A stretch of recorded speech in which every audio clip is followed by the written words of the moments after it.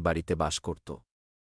তবে সোহাগের স্বপ্ন ছিল একদিন তার একটা সোনার বাড়ি হবে, একটা এমন বাড়ি যা সবাইকে অবাক করে দেবে। গ্রামের সবাই এই স্বপ্নকে হাসির ছলে উড়িয়ে দিত। তারা খেলার পরিকল্পনা। কিন্তু সোহাগের চোখে ছিল এক অদ্ভুত দীপ্তি। তার বন্ধুরা বুঝতে পারল সোহাগ এই কাজটা সত্যিই করতে চায়। গ্রামের এক কোণায় ছিল এক পুরনো, পরিত্যক্ত মাটির বাড়ি।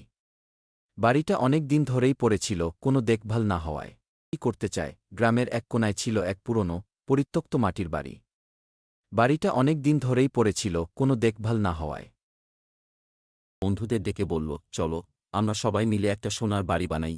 তার বন্ধুদের মধ্যে অনেকেই ভাবল এটা কেবল একটা খেলার পরিকল্পনা। কিন্তু সোহাগের চোখে ছিল এক অদ্ভুত দীপ্তি। তার বন্ধুরা বুঝতে পারল সোহাগ এই কাজটা সত্যিই নয়। ভালোবাসা আর একসঙ্গে কাজ করার শক্তিই আসল সোনা। বাড়িটা এখন আর সোহাগের একার নয়, এটা এখন পুরো গ্রামের গর্ব।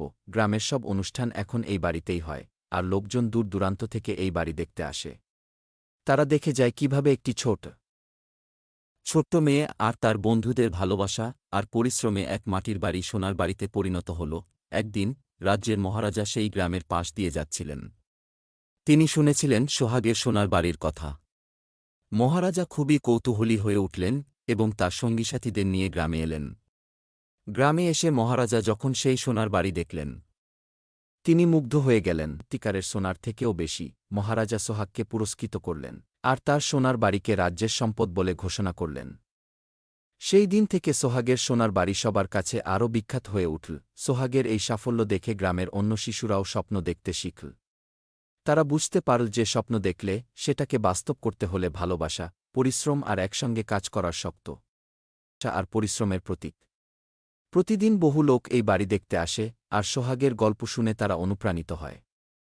সোহাগ এখন বড় হয়েছে, কিন্তু তার সেই সোনার বাড়ির স্বপ্ন আজও জীবন্ত। সে এখনও গ্রামের শিশুদের সঙ্গে মিলে নতুন নতুন কাজ করে, আর তাদের শেখায় সোনার মূল্যবান ধনসম্পদ নয়, ভালোবাসা আর পরিশ্রমেই আছে প্রকৃত সোনা। সোহাগের সোনার বাড়ি আমাদের শেখায় কোনো স্বপ্নই ছোট নয়। মন দিয়ে কাজ করলে আর ভালোবাসা দিয়ে মানুষকে জড়ো করতে পারলে সোনার মতো মূল্যবান কিছু তৈরি করা সম্ভব।